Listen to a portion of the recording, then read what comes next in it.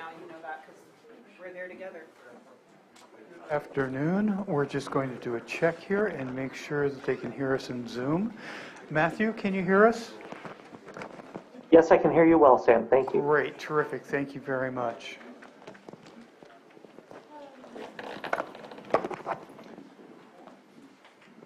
Okay. So Chair Crandall, I think we'll be ready to begin when you are. Closed session.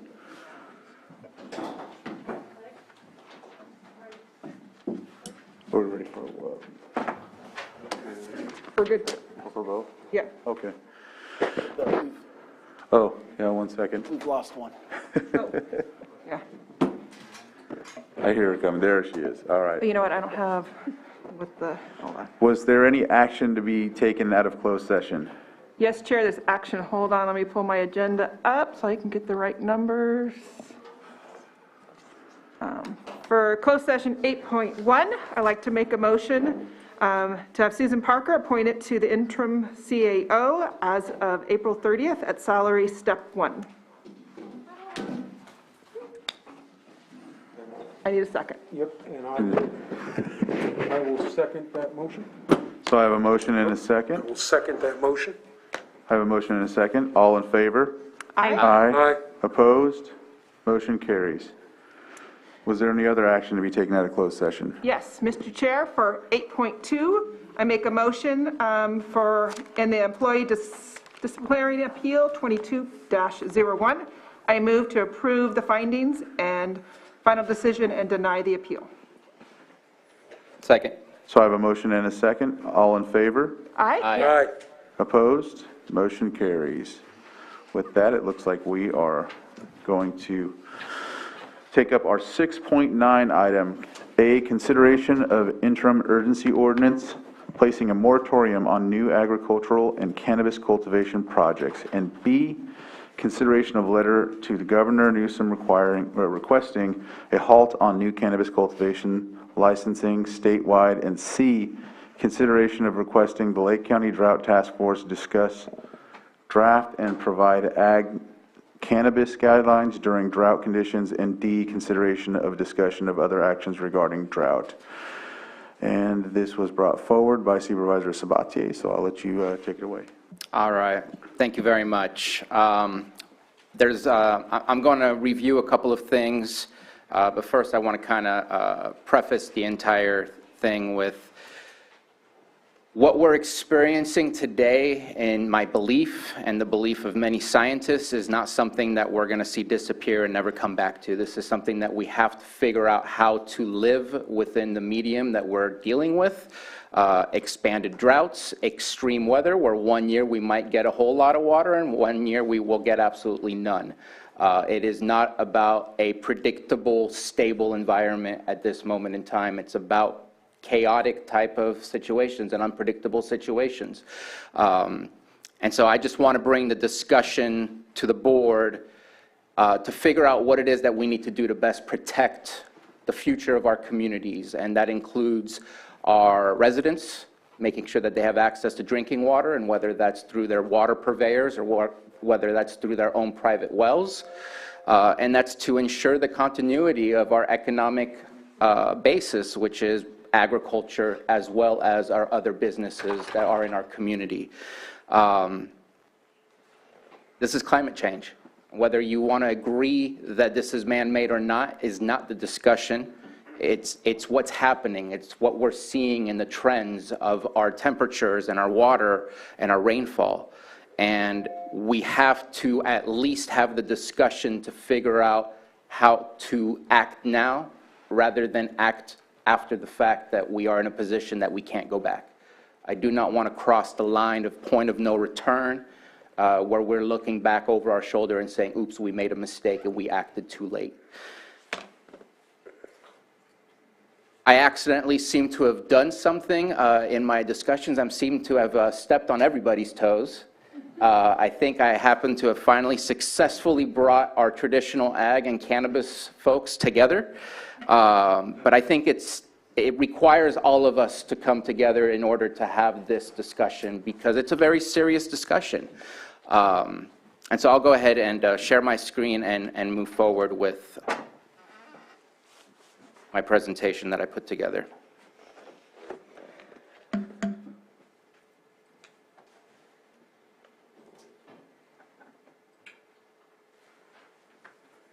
There we go.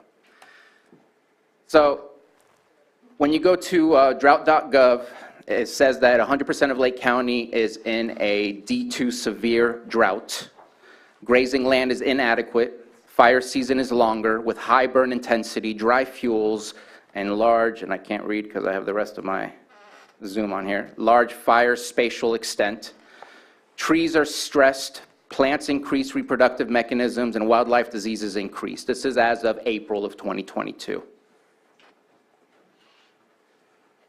29.96% of Lake County is in a D3 extreme drought. Livestock needs expensive supplemental feed, cattle and horses sold, little pasture remains, fruit trees bud early, producers begin irrigating in the winter, fire season lasts year-round, fires occur in typically wet parts of state, burn bans are implemented, water is inadequate for agriculture, wildlife, and urban needs, reservoirs are extremely low, hydropower is restricted.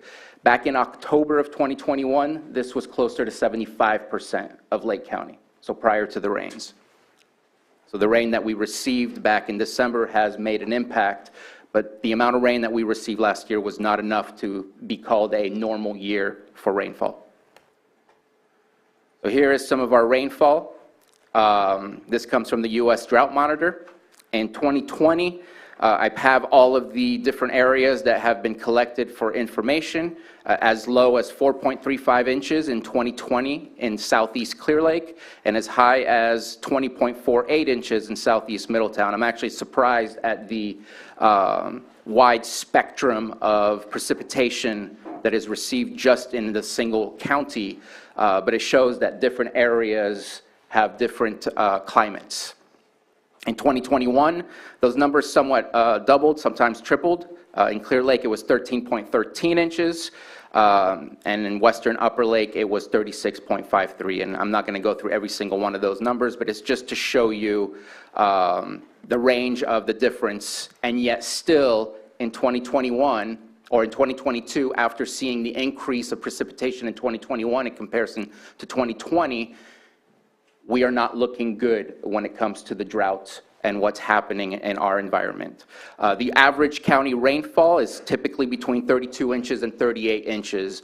So even in 2021, our approximate average rainfall was about 10 inches shy of the maximum that we usually see. And in 2022, January through March were some of the driest months that we've ever seen in recorded history. A full lake is approximately 8.0 Rumsey. Last year's low for our lake was negative 2.5 Rumsey. Our current year's lake status is currently at, or yesterday, I didn't even look what it was at today, been busy, is at 0.34 feet Rumsey, which is a full 3/4, and actually a bit more than that, of a foot lower than last year at the same date. So this is, again, to discuss the lake situation. We also got a report from Water Resources that we are estimated to reach our low of 1976-77 lake levels. Let me continue on here. The population of 1976-77 is not the same as it is today. So what's being drawn out of our lake is much more substantial than what was drawn out of the lake back then. This is a report from My Dry Well. It's storymaps.arcgis.com, but it comes back directly from mydrywell.ca.gov. And I looked at every single one of those red dots. It actually gets pretty thick in the Middletown area on the southern end. There's probably about 10 of those dots in that red blur. There was only one that was from 2016 where the problem was first observed, so I canceled that one out as an outlier. And the other one that was not, as of 2021, it was reported that there was some issues with their wells, was from 2020, which, as I just showed, was already a year of extreme drought. And these are only the wells that have been reported. We have had a lot of anecdotal conversations with many constituents about such things as well. Some of the actions that we've taken due to the drought, we've declared an emergency due to drought conditions on May 6, 2021. On June 8, 2021, I brought a discussion similar to what we're discussing today, except today I'm offering an actual ordinance that comes along with it. The discussion was not very robust. I think that, in all honesty, and I had the same perspective, there was hope that we would be done, that we would not have another drought year. And I sit here not wanting to come back to you guys again next year asking the same question, saying, we're still not done. I'd rather have a conversation and see if there's any actions we can take. We had an urgency ordinance that was approved for all land use projects to provide hydrology analysis before that, and that was July 27, 2021. Before that, it was simply well reports, no cumulative impact analysis on how our projects were going to impact the surrounding area. Projects are great. They move our economy. They create jobs. But if one project takes away from someone else's ability to have drinking water, or if one project takes away from someone's ability to do the use that's already been permitted, at that point, we're not doing our due diligence to ensure that those projects are correctly vetted before being approved. On August 24th, 2021, we had an urgency ordinance approved to limit the amount of water hauler activities for cannabis cultivation. We started seeing a lot of water haulers, started seeing signs saying water for sale. I don't believe there's anybody that lives in Lake County that did not notice the increase of water haulers moving water around. There's a lot of reasons for why water haulers were being used. Some was to refill people's empty wells by filling up their tanks. Some of it was because of cannabis cultivation, legal and a lot of illegal. And some of it was for other purposes that I'm not listing right now. But that speaks to the dry well reporting, that obviously we were seeing some issues with what was available in the groundwater for our constituents. On September 17th, 2021, there was a health advisory on private intake from the lake due to the high cyanotoxin levels. There are people who are on private intake systems who were not able to purify their water or filter their water enough to make it potable water. We had to get some of our other water district purveyors to help out in ensuring that those people had access. Then we amended the water hauler urgency to include all ag and create limit of times for deliveries as we continued to get more complaints about the water truck situation. Water trucks all through the night. Water trucks creating dangerous situations on our roads because of early morning runs. And to be honest, I don't know that the ordinance stopped the water hauling, other than I would say the end of harvest season is probably what ended the water hauling, and for those who needed drinking water, rainwater coming in. And then there's the conversation that started, and I'm not going to venture a guess, but I'm definitely going to say it's probably not from the 2020 drought and 2021 drought status that we have tree mortality. I'd probably go back further to 2014, as it takes time for the reaction to be seen physically. But there is no way to drive on Highway 29 or drive around in our communities and not recognize that there is less water for our trees to survive, which have allowed for the pests and the bugs to start killing our trees rather than trees being able to protect themselves. And I'm sure that either I will be corrected by Supervisor Paiska or she will provide some more information on that. But it's an issue that we're dealing with. So then we go to some of our heaviest users that we're continuing to see applications for. And I will say I went even back further. In 2005, I was looking at our crop report. Appreciate that those are posted on our website, and this is where I gathered these numbers as well. In 2005, we've gained about 2,000 acres of agricultural traditional ag land being used. Mostly that increase has been in vineyard, so I've kind of segregated vineyard and cannabis because we know that pears are disappearing. Walnuts, for some reason, with the price dropping as much as it has, it's still the same amount of acres. And so I just wanted to at least explain why I segregated out vineyards with cannabis. And they have some similarities. Between 2018 and 2020, we had 330 new acres of vineyard operations, and between 2018 and 2021, 235 new acres of cannabis cultivation. As far as my research and my questions of asking for any future vineyard and cannabis increase, according to our ag department, there is no formal request for increase of acres for vineyards at this moment in time. And for cannabis, there is approximately 800 acres in applications that is currently being processed. My goal here is not to prohibit the growth. My goal is to ensure that we have the vetting tools to protect our environment and make sure that approvals are done correctly. So if we do an ag moratorium, and yeah, I'll get to that later, no approvals for projects converting native land to ag land, with an exception that projects that are already in the state clearinghouse for CEQA review would be allowed to move forward, but there are currently 0 projects. So at this moment in time, a temporary moratorium would not have any significant impact to ag as far as projects that are in the queue. Cannabis moratorium, no approval of projects, exception, project is already in the state clearinghouse for CEQA review. I'm going to change that. It said 14 plus projects. It's actually 15. I just went upstairs during lunch just to check in and see where we were.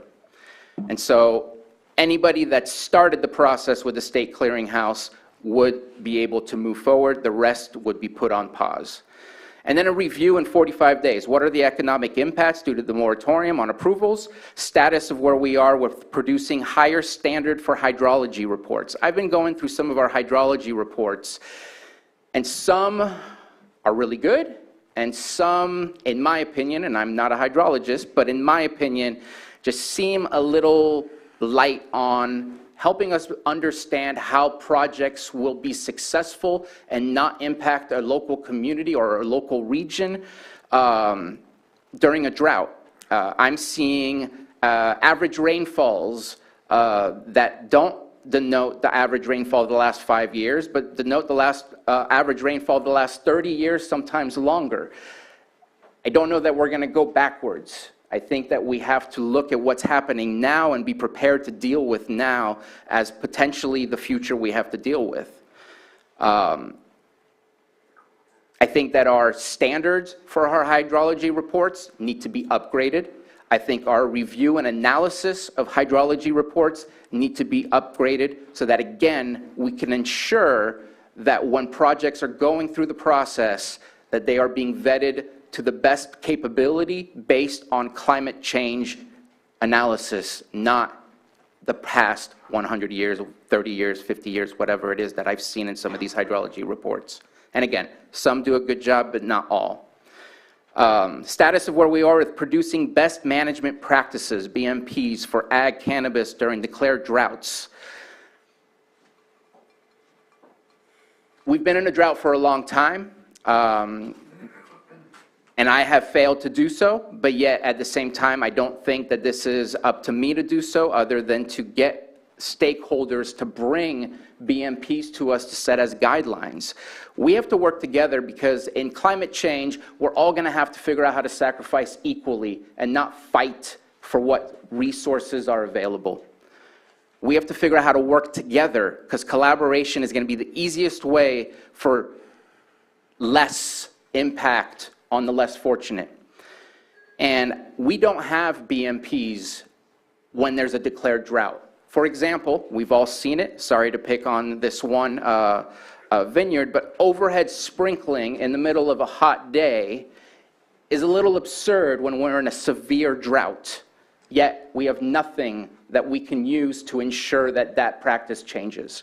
I want those practices. I want stakeholders to work with our staff and our team and create those BMPs so that then we can hold people accountable for when we're all supposed to work together to help each other during these sensitive times of climate change. And right now, we can't fine people and we can't set expectations or accountability when those aren't in the rules. And so that's what my outcome is of talking about a moratorium, is not just because. And to me, the drought is definitely something we should all be concerned. And I've spoken with a lot of different people from different stakeholders, different industries, and I didn't hear a single one of them not say that there wasn't a concern about the drought. But my goal is to come up with better standards and guidelines for us to pull off the shelf when we have a declared drought emergency, or even tiers of, is it severe drought? Is it extreme drought? Where are we at in our drought status, so that we can make sure and ask people to work with us and help everybody. The impacts of moratorium: no change to approved and permitted agricultural operations and cannabis cultivation projects. We hear about this quite often. Central Valley, the allocation of water that they're getting above and beyond what they have access to is now 5%. Some people as low as 0%, I was told. I'm not looking to do that. Those that have gotten the permits, those that haven't been permitted to do their activity, I want those people to be successful, which is why I want to have this conversation of how can we do better to ensure their success in the future. Limit approvals by, again, putting a line in the sand saying the state clearinghouse is enough has been done that stopping that would not make sense. New applications can still be submitted. And in my discussions with our community development department, current applications would still continue to proceed. So when the moratorium is over, we don't start over from April 12th status. We start over from when we continue off from where we leave off when the moratorium is over. And my goal is not to have a moratorium that stalls 2023 harvest. My goal is to make sure that what we vet and what we approve for 2023 harvest meets a better threshold than what we've been doing. Again, the outcomes of moratorium is create guidelines of BMP during declared droughts, enhance the hydrology reporting standards and review process to ensure that those who already access water can continue to do so with no to little adverse impacts. So, as I said, I met with some stakeholders. I met with the Farm Bureau, I met with our Ag Commissioner, I met with our Lake County Cannabis Alliance. There's no reason to bring this and blindside everybody. Needed to have those conversations, and I wanted to have sincere feedback to provide to all you all in the public as well. I will say that the feedback just seems to just depend, what is your position? Are you being impacted because you're part of the industry, or are you part of the general public? Because it's a very different situation at that point. The general public as a whole, from what I've received, is positive. They're very concerned about the drought, and they're very concerned about us continuing to add on more during a severe drought, more requests for more water to be used. From the ag industry, I've been asked that why are we asking for a moratorium when there's no projects? Well, that doesn't mean that there's not a project coming up soon, and I'd rather be proactive than, oops, miss something. But that was one of their requests. Another one was that the moratorium would be bad for the industry. It would say that we're not open for business. And I'll just remark that I think that ensuring that all projects care about our community and that we're doing the right thing with the right tools to vet the projects is a good thing. I don't see that as being a bad thing, but I get it from their perspective. And then instead of a moratorium, they're saying, why not just ask us for BMPs and enhance hydrology standards to solve problems? And I'll say this, when is that going to happen? And I feel that a moratorium puts fire to ensure that we get those out as quickly as possible. We are what's being called a 22-year drought. At what point are we planning to come up with BMPs? Also, we're being told this is one of the harshest droughts in over 1,200 years. Now, that covers the entire Southwest, so that doesn't necessarily dictate what's happening specifically in Lake County. But however, we are enduring impacts of that type of drought. For cannabis, mainly the issue was with the timeline that people have had to deal with in order to go through the process, in order to get their licenses, and that this would be unfair to suddenly put a pause. And same thing as ag, no to a moratorium, instead just request for BMPs and enhanced hydrology standards to solve problems. And again, I think that this lights a fire to say when, rather than waiting. I want to make sure we get there. And they would prefer no new applications than a moratorium as well. I appreciated the conversations that I had. I'm not going to stand here and be a concrete stone that doesn't move and flex with making something that works for all of us. But I feel like we're waiting for something to organically happen to save us from the drought, like it's just going to happen by next year, or it should have happened this year. And again, I feel like if I wait another year and not bring this discussion to a greater audience and a greater context, that we may miss the train and make further mistakes. I want to protect our ag and our cannabis businesses that are here. This is not meant to be as a strike. This is not to say anything negative about them. They create jobs. They create our economy. We are an agricultural county. I want to make sure that that continues, not in the near future, but in the far future. And that is what I have right now. It's a tough topic. It gets very personal for those who are in the industries. I think that we have the skill sets to be able to come back with something, I'm hoping, in less than 90 days. For the cannabis side, for the 15 that are going through the process, that are at the state clearinghouse or have already been in the state clearinghouse or are being prepared right now for a PC review, for a planning commission review, all of those to get to the planning commission, to get to all 15, possibly by July 1st, and there's only one more meeting before August. How much more time is there to plant after the fact? So what is the true impact to that industry if there is a pause? Again, the pause is not meant to be permanent. It's supposed to help us ensure that we're vetting things correctly in the future. And so I'm going to leave it at that. I'm going to stop sharing and open for questions from the board, if you have any. Vice Chair Scott? You're right, this is a tough topic, talking about our drought. I disagree. I don't think this is the way to go about it. I don't agree with the moratorium. We, at this point, have tasked our CDD director to come back with a new ordinance looking at our cannabis. She's supposed to be coming back within the next month. I think we really need to give her that time to do that. I think if we go forward and have this moratorium, it's just going to punish the good actors, and the bad actors are going to continue wasting water, using our water. We're going to have more illegal grows. It's just not going to solve the issues. I personally would like to see enhanced hydrology standards, be able to go and attack those people that are, or punish or fine or whatever, or talk to those people that are out there watering, at the heat of the night or heat of the day. I think we need to have that instead of just the moratorium, and give our CDD director time to come back with an ordinance. So I think we have to be really careful. We can't have knee-jerk reactions to things, and I just think we need to be really cautious.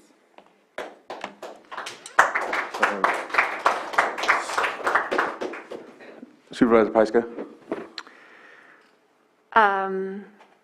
So I said many times in this room last summer and last fall, we have to plan like it's not going to rain.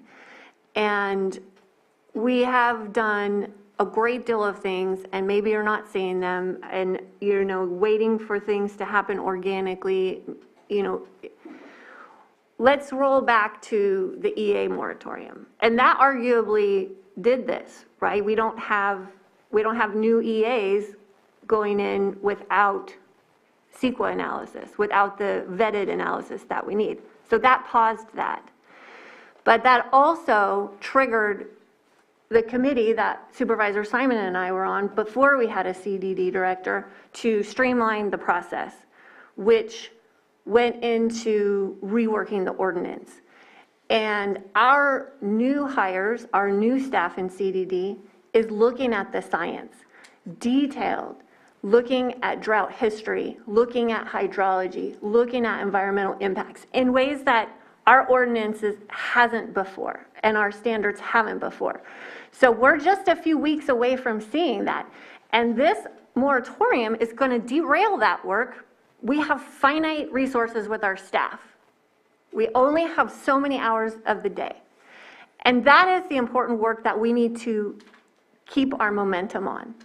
And I'm sure if we wanted to ask staff, they would come on and talk about some of those things, but we should wait until they're ready for their full presentation.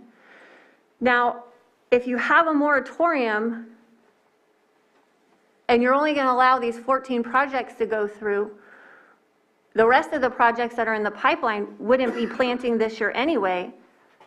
And so you say, what does it matter? But they have other things to do. They have to get their state license. There's other planning that goes into this, and we're just going to stop that work that we've been, some of these projects have been 2, maybe 3 years in the pipeline. And it's, we've had staffing issues, we've had turnover, we've had a lot of things happen in our department that through no fault of these applicants or changing our practices, changing so that we have more rigorous requirements to make things better, I'll say better, for the drought and requirements. We've been doing that work. So to say that nothing's been happening is wholly untrue. And it might be that you're not seeing that, and I can understand that because you weren't in our committee, but we did have a presentation from Director Darby in February, and she did promise to bring this ordinance, and we are going to be working with our industry, and the end goal of that is to get to a place of sustainability for our county. And they're doing the research on the watersheds. They're mapping all of those things out. And we can't make this ordinance and this decision, it's very knee-jerk, when we have all this work that we've dedicated a year almost to this work. And then this didn't go past the Ag Committee, which is an advisory committee. It meets a couple times a year. This is where we get input from our ag industry. And I know you came to that committee last year when we were still forming our bylaws, and it was a little baby committee, and it still is, and asked for something like this. But that committee is not staff, and they didn't have the capacity to do that, and they asked for more research, but we didn't have a CDD director, so we couldn't go down that road. So yes, the best practices, that did stall out a bit, but that's what our comprehensive drought committee is for. And that's why I brought that up last summer, to start working on the long-term plans for these things. And that committee isn't seated yet. It hasn't had its first meeting yet as its new, in its new role to include public and industry. So I think that work is going to come out of that committee, but you're right, there's no fire because it hasn't been established yet. But once that committee is seated and functioning and has objectives and a mission, then we're going to get there.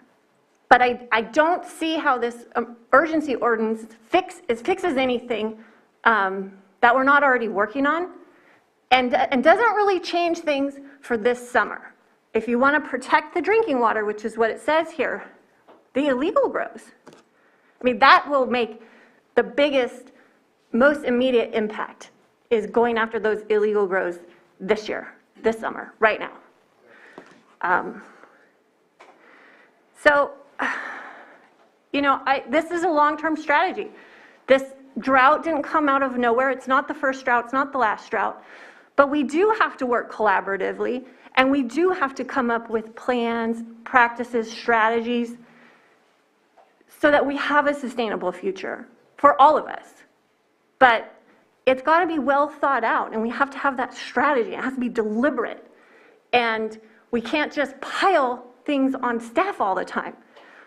Other things will fall apart, and we have to make that decision. So if we're to pile this on staff right now, we have to ask all of the department heads that are going to be affected by this, what's going to fall by the wayside?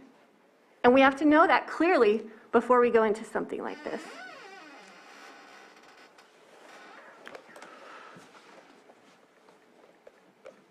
Any other comments? Supervisor Simon? Yeah, complicated conversation, there's no doubt about it. You said that at the beginning, Supervisor Sabatier, but at this time, I completely agree with what's already been said by Supervisor Scott and also Supervisor Pyska, that, you know, we're doing the work. We've got work to do. If we're looking at a long-term strategy, a lot of different changes need to happen, not just two industries, the entire way we think about how we're living on this earth and how we're dealing with it.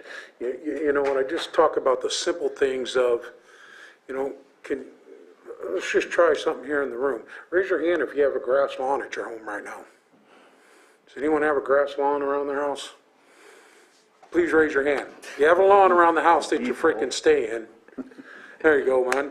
You know, there's little things that are going to look at the long-term opportunities to change this environment as we move through it. And yeah, there's small things, but you know, you look outside the windows here at the courthouse, you've got grass and other things that's watered every day. These are other things, yeah, they look pretty, but are they really for sustaining life? No. And these are the opportunities we need to look at it for the long term. Storage of water. I think that's huge for the long-term process here in Lake County. I asked when they came out with this infrastructure bill to Congressman Thompson, are we going to be building dams in Lake County? Can we do that? You know, when I grew up for long, there was a long conversation about a dam in Dry Creek on the backside of Middletown. You know, where's that conversation going? You know, what are we looking at to do those types of things? The other thing, too, coming from a tribal and a cultural standpoint is we've got the oldest natural lake in our backyard, and we don't frickin' have any control of the water. It just blows me away. You know, maybe we could look at a long-term opportunity where the county and its residents work with the tribal folks that were first. That's our water. And our tribal residents weren't, our tribal communities were not at the table when it was taken, and it was divided up. So how about we work together as a people when we're talking about rising up from all people in this county and maybe have that fight? You know, I think look at those long-term opportunities. I know, you know, I'm preaching or whatever, but it's no different than what you're doing today to try and get your stuff across there. But we've got to change these things. You know, we've got to look at those opportunities, looking at small opportunities, collect rainwater out of your gutters so you can water your plants as you move forward. There are all types of opportunities we do. I think the moratorium issue, what really scares me when I ran for this board was economic development. I sat, you know, as a tribal leader as we vote, building our economy as a tribe as we've been able to do now. We were given an opportunity with gaming. We have other opportunities to do things as we move forward. But we've got to look at it holistically as we move forward. And I've always had a problem with water, you know, from the agricultural standpoint. You know, I look at all these things and I sit here on this diocese and listen, you know, from our tribe, I just look at, we were surrounded by vineyards. No one came and asked the tribe, hey, you care if we put a vineyard and allow a vineyard to go right up to your frickin' boundaries? No, because we didn't have any representation. It was just built right around us because, you know, we didn't have that. So I think we need to look at this stuff holistically. I don't think you're off the mark, but there are things that need to change for each and every one of us in our lives. And, you know, to make sure that we can sustain those things, it's hard. So bottom line, I'm not in favor of the moratorium today. They're going to say, you know, Supervisor Simon's all for cannabis or whatever, but I'm for looking at solutions from the industry leaders that are in this thing and to help and to ask them for it. I am not a hydrologist. I know that I turn the tap on, it comes out because we're part of Calliomi, but always trying to conversate with them. For the south end of the county, we got work to do. I've got to get water to those constituents past the Rancheria. Yes, but that's been happening all our lives for trucking of water. And so each one of these climates, as you said, is different. So I know there's going to be a lot of comments today on both sides of this issue, and people are going to look at it one way or the other. I know it was just a small handful of people who said they had a lawn here. I got to say, there's probably more than that, or an apartment they're staying in that's got something. So little things like that, I think, can make an ultimate big change on stuff. But I'm not in favor of the moratorium at this point on the industries, and hopefully that more will come out of it. It's a good discussion. And we'll continue the work that we're doing. And that's where I'm at today. Thank you, Mo. And, all right. So I appreciate you bringing this and working on this, Supervisor Sabatier. In my district, in my town halls, there's been a lot of discussion about water in general. We've had many appeals, and one of the biggest subjects is always water, and it's even been more prevalent now and closer to this situation of the drought, whereas before there were other reasons to object to any project or whatever the case may be. But as a supervisor with 3 municipal advisory committees, each one of them says the same thing for me. And I do appreciate everything that's said for my colleagues, and I agree with you. I agree with the things, the work is being done. I agree with Mo, that's one of the things I've always thought of, is why can't we ensure that the tribes were considered first for the water, and agree with the county and make some sort of deal. I know it's a long shot, and I know there's a lot more legalities to it, and it's maybe a pie in the sky for me too, but I think that's an avenue. You know, Tina, I appreciate your words as well. But I think 45 days, a moratorium for 45 days would allow the staff to catch up. I know that they're working on this as well. And so I would have no problem considering a moratorium for 45 days, despite the fact that it would affect some of you here. And, you know, I know many of you here, and I know you work hard for what you do, and I appreciate that. But at the same time, we're at where we're at with this drought. But nonetheless, we will allow you all to come up and speak for public comment and give your statements. And we'll try to keep it to 2 minutes if at all possible, and we'll go from there. So open public comment.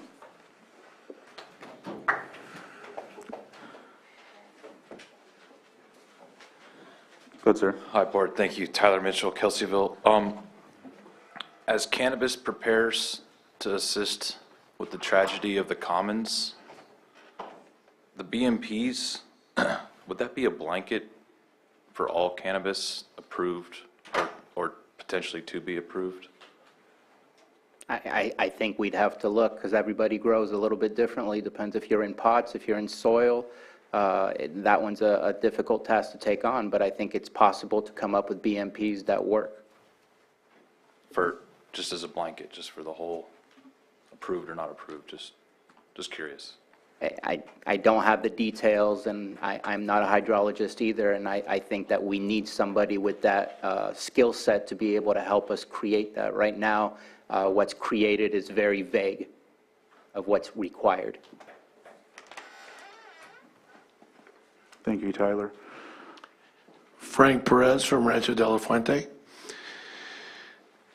I've been listening to everything that the supervisor said, and I agree with Supervisor Simon. I think that we can do better with the public conserving water, not watering their grass.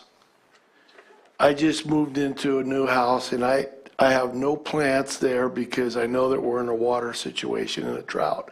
And I'm not going to plant things just to make it look beautiful when we're short with water. I understand that. When I take a shower, I'm not in there for 2 hours. You know, people can conserve, businesses can conserve and keep everybody working and keep the economy going. There's other ways to look at it than just doing this moratorium where it provides work and everything for the community and keeps our community strong. So I urge that we look at where we can serve, you know, with these different growers. For example, the pear growers. I'm not singling them out, but I know they do flood irrigation. Can't there be a better way to water those pears than to just pour all that water out into the ground. I mean, there's a lot of other things to look at besides doing a moratorium and stopping our economy. It just doesn't make sense to me. There's other ways to attack it. Thank you, Frank. Richard Durham, thank you. Let me speak. Regarding the moratorium on new cannabis projects in Lake County, as we've seen, legalization has brought us new challenges. This past year, it became obvious that there was a bottleneck in the supply chain. Everyone harvested at the same time. This has changed the industry.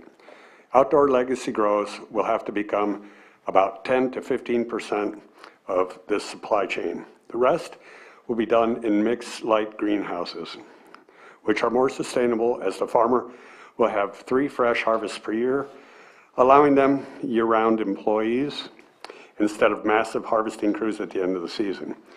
This will be better for the farmers, the employees, and water conservation. If you place a moratorium at this point, the farmers will not be able to apply for change in their style of growing. Not allowing people to switch from type 3 outdoor grows to mixed light gardens will put Lake County farmers at a great disadvantage in the industry. Allowing a moratorium also affects the ancillary businesses, such as compliance consultants, cultivation managers, and other industry-related businesses, including our own CDD. All persons waiting in the queue right now probably won't be able to grow in time for this year, so making the urgency is unnecessary. And as a cultivation consultant, I did see that the industry flipped last year. And the legacy growers, or the full sun outdoor growers, are having a super hard time selling their cannabis because everybody wants fresh cannabis. And by not allowing existing projects in the moratorium, the ability to change to a more sustainable farming is just really going to damage the industry. So I'll stop there. Thank you, Richard. Mr. Chair, Yes. just as a point of information, for this urgency ordinance to pass, it would require 4 of the 5 of your members to adopt it. Right, and so basically with everyone's testimonial from the board already, it doesn't look like we'll obtain that, so, Michael? Oh, I'm sorry, not Michael. No, you got it. Yeah. You got it. Thank you. I guess I'll just pick up where Richard left off. When we talk about being able to convert over into greenhouses, the ability to do recycling water programs, right? So hydroponics, you can recycle the water. It can be utilized over and over again, really limits the amount of evaporation. And so I think with that, what I want to point out is that when we look to you guys as our leaders, what we're looking for are solutions to problems. And I think that creating this moratorium just creates further problems.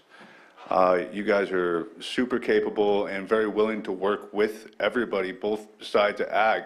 And I think that we're looking for ways that we can continue doing what we're doing or have that economic development and make the changes like Simon put forward that are relatively small but make big impacts. I think also with that, if you look at the state of California, the water board, their prohibited uses and what they've set as a standard of how to control or hold as much water as they can, they're very clear about frivolous use of water, right? Cleaning things that don't need to be clean or ornamental lawns and things like that. So those are prohibited through that. And I feel like the state water board being in charge of that just by itself is, they have a very good concept of what things need to be done.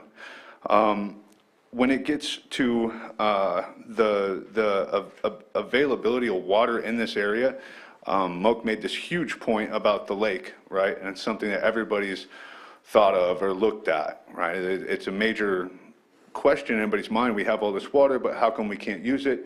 So again, I want to go back to finding solutions to problems, not creating more problems when we already have problems. And I think that's what everybody is looking for. You guys have this very important job. Tough times make great leaders. And what people are looking for are great leaders. We need help, but it's not by going backwards, it's going forwards. Thank you. Thank you. Hello, my name is Robert Moody. I'm from Kelseyville, California. I'm actually a new resident of Lake County, and I actually came up here for exactly the reasons that were discussed amongst this group of people. This is a beautiful county with an agricultural community that needs to see the future of longevity. I agree with everybody that's spoken today that progress is being made and will be continued to be made, but I think the emphasis should be on the side of caution. I do not believe that emergency orders should be used to single out individual communities that share resources or have similar impacts. I also don't believe that you should affect small businesses that have already been in the queue for as long as they have been and follow the regulations that you've required, only to be stopped for 45 days. We've done what you've asked, and we're asking that we've continued down the process. BMPs and additional regulations, we've always agreed to. One of the questions was asked, why don't we have lawns? We got rid of them. Like, the fact is, we knew we were using the water for other purposes, and we wanted to conserve. So I really do think that this is an issue of common sense, and I think it should be attacked that way. And that's all I have to say. Thank you, guys. Thank you. My lawn's really small. I'm not picking on lawns, just made an observation. Hello again, Patty Lanier from Noble Gardens. I'm a small farmer in Lower Lake. And earlier today, you guys all got a letter from me. I don't know if you noticed it, it came in at 7:45.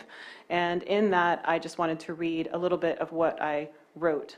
That cannabis is in a constant state of adaptation because we're farmers. Farmers are constantly engaging with their landscape, the climate, the environment, pests. All of these things require us to adapt. In addition to that, we've had to adapt to the ordinance changes. We've had to adapt to state regulations. Many of us have been operating since before Prop 64. I was a Prop 215 farmer providing compassionate medicine to the community.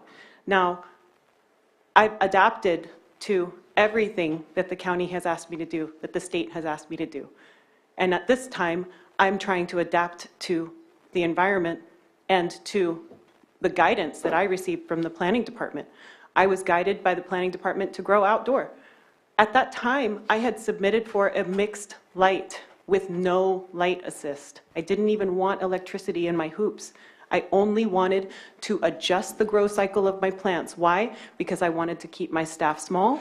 I wanted to maintain intimacy with my garden and the medicine that I'm producing. I wanted to reduce the use of water and all of the products that I use, whether they're biological, whether they're good for the environment, whether they are nutrients, it didn't matter. I wanted to reduce what I'm applying to the surface of the earth and what I'm using from the earth, mainly water. I was steered away from that by the planning department and told to do an outdoor grow. Now I'm in an outdoor grow. I always wanted to do mixed light. Now I'm being told I have to apply for a new license. If this moratorium goes through, I won't be able to reduce, I won't be able to adapt. You're going to take that opportunity away from me and everyone else in this room if that's what we impose. And it's based on a discriminatory. Miss, thank you. Thank you. Thank you. I don't know if you've, I stated it earlier, and I probably should have been more direct. Obviously, this moratorium is probably not going to pass. There's already 3 supervisors that have stated they're not going to approve it. It needs a 4-1 vote. So I understand you want to make your comments, but just stating that so people know. Thank you, Chair Crandall. And we would be remiss as the Lake County Cannabis Alliance if we did not weigh in on the record. So my name is Sarah Bodner, Policy Advisor to LCCA, and I want to invite anybody who's behind me who would like to stand up in opposition to the moratorium and perhaps forego your time to speak. So if you stand up in opposing the moratorium, feel free to do so as I speak. The Lake County Cannabis Alliance and everybody who's standing behind me acknowledges that the drought is a problem. And we're standing here with you today also to work on solutions. A moratorium isn't one of them. Thank you for all the board members who have spoken to the other options we have, and that's what I'd like to use my time to today, to talk about what we can do together, which would look like true collaboration and working towards better managing our water resources, because we are farmers, and without water we cannot farm. So we have a great interest in managing our county's water responsibly. Some solutions we could pursue together. looking at enhanced best management practices with input from members of the agricultural community that include cannabis operators, exploring solutions like allowing hoops, which alone could reduce water usage by 30%. That's something we should be looking at in the new ordinance that maybe we had opposition to in the past. Looking at canopy reduction when appropriate, prohibiting overhead sprinklers on other agricultural crops, looking at how we can limit water trucking where appropriate, and also allowing cultivation on ag-appropriate lands where there is sufficient water available. This idea that some do a good job but some don't is really a failure of regulation, that we might need to require more up-to-date hydrology studies and go back and look at projects and make sure that we have water available that we're using. Drought is a chronic problem, not a new one. And the solutions that you've already taken action on are a step towards solving that, like requiring the water availability analysis, requiring the drought management plans, and doing site-specific review. Thank you. Thank you. Thank you. And so I'll go to the Zoom room. I have two people with their hands up. If you can, Michael Paul, if you can mute yourself, and you have 2 minutes. Hey, thanks for the time. My name's Michael Paul, and I'm actually in agreement with everyone here. I believe we have a water crisis. I've got a bunch of tule on my property that the Big Valley folks have an open invitation to come harvest whenever they want. I've got a giant valley oak on my property that's the size of a semi-truck, and I've got about 600 walnut trees that I plan on decommissioning. Those walnut trees use 90 acre-feet of water per year. And with my current plans, we'll be moving to cannabis, and that proposal only uses 2 acre-feet of water per year. So some projects that are being proposed will actually help the county's water crisis. Comparing the water use of cannabis to other crops, it's clear that this proposal lacks strategy. I hope that the hydrologists of this county can come back with a more strategic plan to solve our county's water crisis. That's all I have. Thank you. Thank you, Michael. Next is phone 6205. If you can unmute, you have 2 minutes. Hello, this is Bart Levinson. Can you hear me? Yes. Thank you very much. I don't know if you all recall, but the first presentation Mary Darby made to you, to all of us in the Board of Supervisors meeting, she said something that seemed very important. She said that previous to her arrival, her staff had not been properly trained to read hydrology reports. So I wonder how you could really effectively have this conversation about this matter today without including Mary Darby and finding out more the status of what she discovered about her department's prior ability to correctly interpret hydrology reports and her capacity and ability to, going forward, address hydrology reports because the drought is happening upon us like COVID came upon us. Things are happening in real time. There aren't regulations for the planners to look at that look carefully enough at water conservation because there hasn't been a need like there is now. This is new territory, and this is a bit of a matter of scale. One of the projects already approved is a large one in Middletown. That this one project alone is saying that they're going to use 2/3, the amount of water equal to 2/3 of the entire year's use for Middletown. of water. You can wrap up your comments. So it Your is- 2 minutes is up. Each of you individually, it's your industry altogether. It matters. Thank you. Next, Betsy Kahn.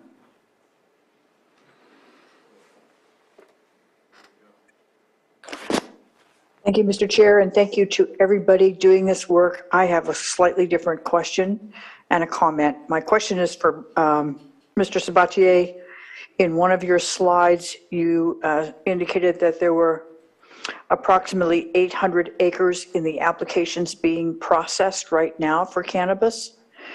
And then still 800 acres, or would it be less? And given the status of the response from the board, I realize this is kind of a moot point, but I just thought I'd ask you. My comment is this. Certainly, we've had, since 2014, we have had express need for responses to drought conditions, planning for drought conditions, updating our ordinances and our regulations. We've had a constant replacement of one committee by another committee. I really laud your board's long-term economic development programs and everything that you've all tried to do. But I would really like to see you create a literal plan to address all of these pieces that need to be fixed. Instead of having meetings like this where at this point it's about this particular part of the water problem. So I just would encourage you to do that, please. Thank you. Thank you. I don't see any other hands up in the Zoom room, so I'll close. Yes, Sue, go ahead. So just to provide a little bit more insight, I believe that at this moment in time in CDD and community development, we have 133 applications for cannabis that equate to over 800 acres. Of those 15, I cannot provide you the exact acreage that those represent. I was not provided that information, nor did I ask specifically for that information. And the 235 was the increase of acres that have been approved since 2018 when, since Prop 64 has been passed. All right. And so I'm going to close the Zoom room comments, and I'll allow the last two here, since they're standing up. So if you can state your name for the record, and you have 2 minutes. Sharon Zoller from Kelseyville.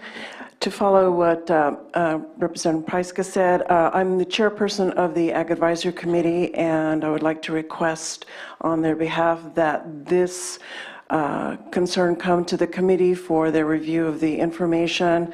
By the way, it was very interesting, the information that you gave earlier, and to provide some recommendations to the Board of Supervisors when considering this very complicated project. Thank you. Thank you, Mrs. Zoller.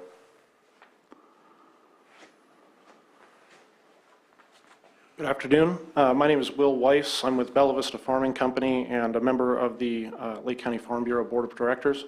I do not speak on behalf of the Lake County Farm Bureau today, but I would like to say that I am pleased to see that the moratorium is not going to likely be adopted. Nothing pleases me more than to see bad policy fail. But on the other hand, I think that Supervisor Sabatier comes to us with legitimate concerns, and I think that we all in this room have different takes on the situation, but nevertheless a concern for the resources that we have available in the county. And I think the biggest problem I have, and the thing I wanted to address here, is that all of us took time from our days to be here. I understand that the supervisors all have an obligation to be present, and that's, I'm grateful for your service, all of you. Thank you very much. But this is time away from our jobs and our lives, and this is not the process by which this should be occurring. There are committees that have been assembled, and I guess in a certain case not yet seated, but nevertheless committees of relevance that have been assembled.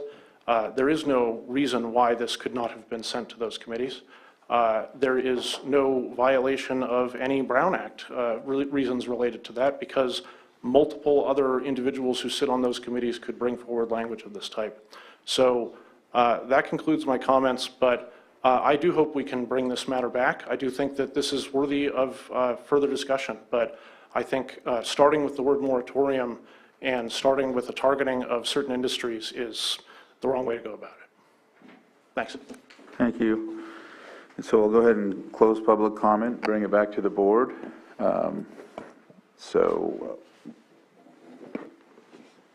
Supervisor Pyska? I mean, I do appreciate that we had this conversation today, and this work is important. It is ongoing. It needs to remain our top priority, and I know you and I are going to be working on that comprehensive drought committee.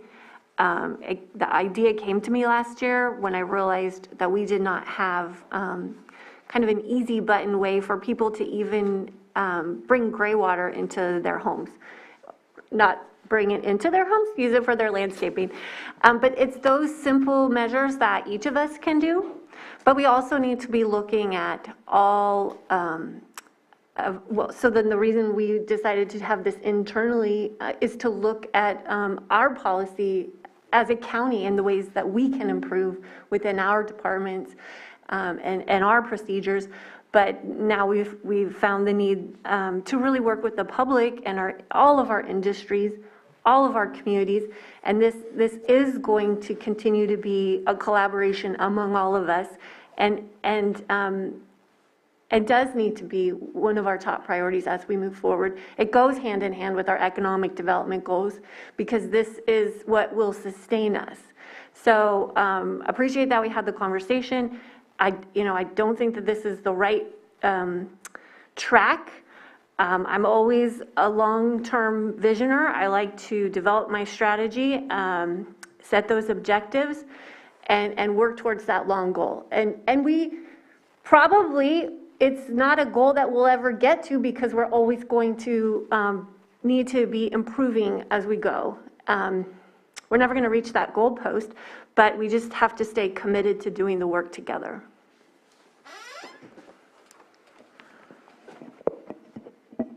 All right, so I think we're at a point where I appreciate everybody's feedback, and I understand where everybody is coming from, and I hope that we can come back sooner than later with some changes that will help us better proceed through these difficult droughts that we will continue to experience.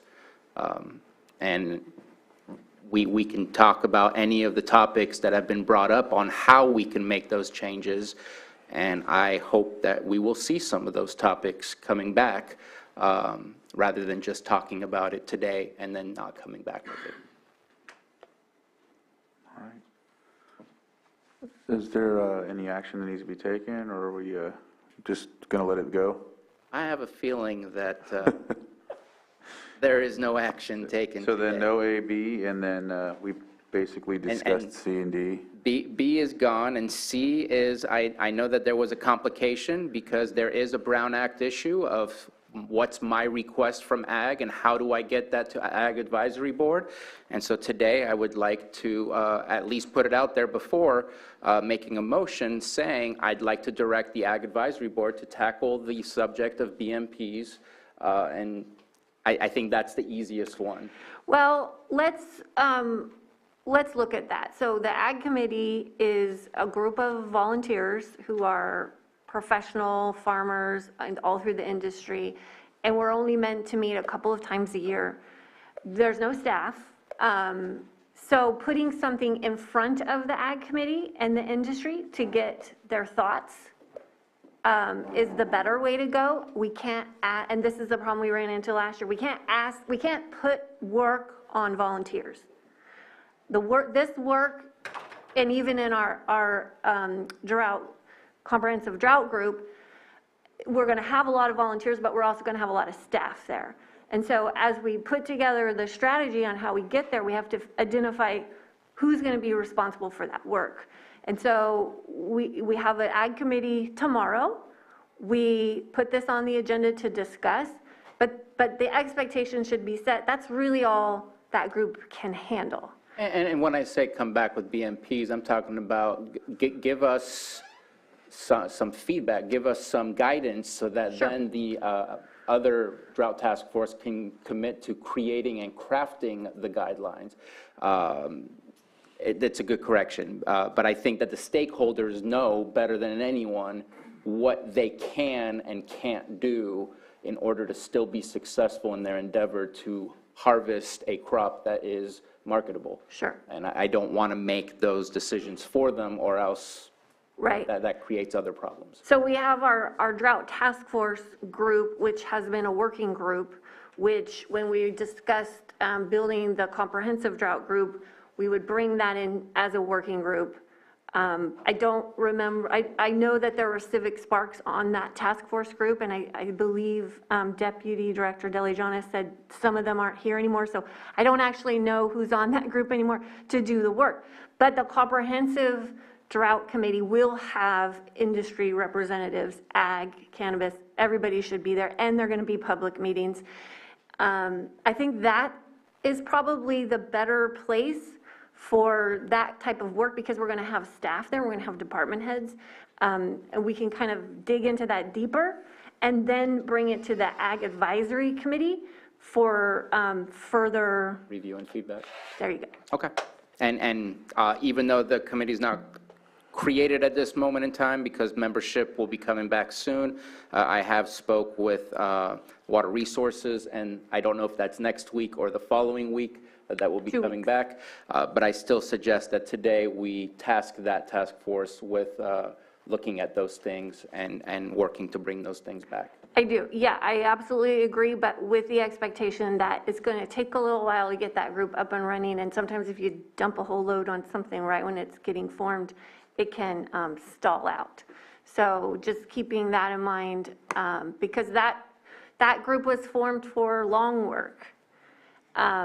The other thing that was in here, or in your memo somewhere, was the illicit grows, and I brought that up, and that, you know, if we want to look at water users who are unregulated and doing it illegally and really impacting neighbors.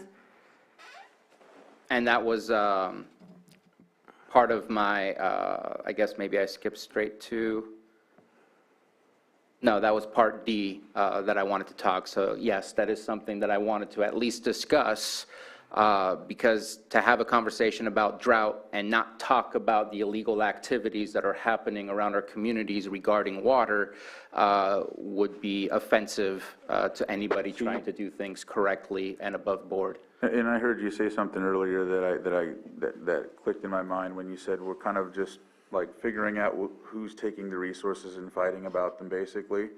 And that happens also when we're talking about, like, just, for example, the Lake Pillsbury situation and the Eel River, and everyone's worried about specific things, yet forgetting about all of the illicit grows that are pulling out of those two tributaries. And so it's the same thing here. Spring Valley, all of these tributaries throughout the county, people are doing that, and then the folks that are upset about the water are taking it out on the folks that are trying to do the right thing. And sometimes that gets complicated, and so I'm glad that you brought up illicit grows again. I'd really like to figure out something to start tackling that. I know it's a big monster, but it has to be done, you know, so. And my request for that is, and it's been made before, but I will make it again, we need to publicly share what our strategy is to hold our feet to the fire, to be accountable for taking care of this problem. It's a problem that has grown and grown, and we struggle to make a dent, and I really think that we need to understand how we're using our satellite imagery, understand how we're using our code enforcement team that we've bolstered up and made it into a stronger team, how we're using our administrative fines. At this moment, all of those things have not come together to show me that that we have a plan put together, and I want to make sure that there is a plan on how we're going to attack that. And maybe we need to really schedule that for sometime in May so that we can hear from law enforcement and code enforcement and all of our partners to figure out, let all of us know what the strategy is and get our input. Yes. And I think the 26th, they'll be coming back discussing part of it, roadmap task force, and that has some Yep, inkling of it, it's part of it. in one area. Yeah, in one area. But yeah, but I mean, that's just part of it, you know, but yeah, I think we should come back in May, and talk about it. Yep. I think are we finished with C? Should we open it up for public? Is that's the next item, right? Yeah. Yeah. So, Just in the interest of time, Mr. Chair, you may want to take up a discussion of D too, if you still have that, and then Yes. open it up for public comment as to all right. to everything that's discussed rather than one by one by Right, one. let's do that. Discussion of other actions regarding drought. And that was the illicit grows, and there are other potential ordinances that will be coming. I know that one of my issues that I've seen is, it's very strange to me that we go through such a rigorous process for planting a plant with CEQA and checking water and hydrology reports, but if I get a permit for a well, I can sell all the water I want from my well, and there's no permits, and there's no prohibitions or anything like that. And I want to see us having a little bit more regulation on those types of things, and that's where our water trucks are going. And so we need to be careful, because water purveyors should not be impacted in a negative way, but at the same time, we need to make sure that what's being taken from below the ground is not having an impact on the neighbors, and those wells that are selling commercially the water from their well, we need to make sure that they're not having the impacts that we're trying to be careful and be wary of when providing these types of permits to agriculture or other projects. And so I think it needs to be somewhat similar. But just wanted to at least state there's other issues regarding water and that we need to face on as well. That's it. All right, so there's nothing else from the board. I'll open it up for public input on items C and D. If there's anyone that wants to add or has any comment about what we discussed. Not seeing anybody. I see somebody online with their hand up, so I'll, Betsy Kahn, if you can unmute, you have 2 minutes.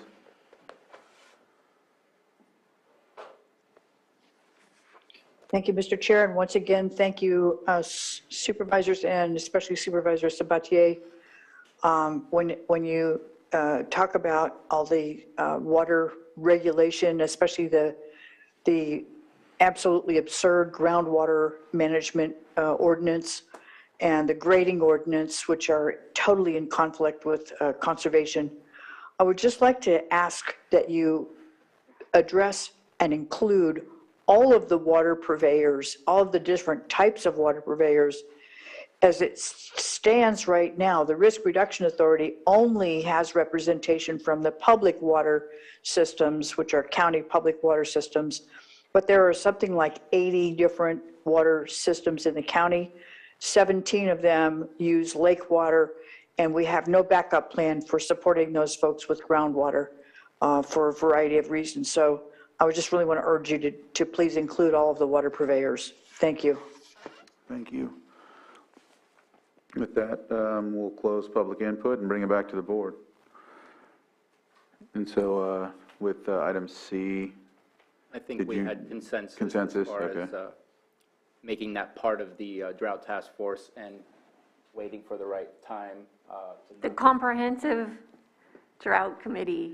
The drought task force is going to be a working group of the comprehensive drought committee. Okay, I'm confused. We're trying to unsilo.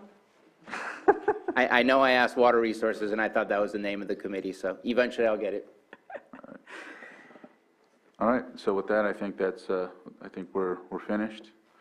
And so we'll close this item on the agenda, and that completes our agenda for the day. So thank you, everybody, for coming. I understand it was a long day, and we appreciate your insight, input, and your comments. We'll adjourn this meeting.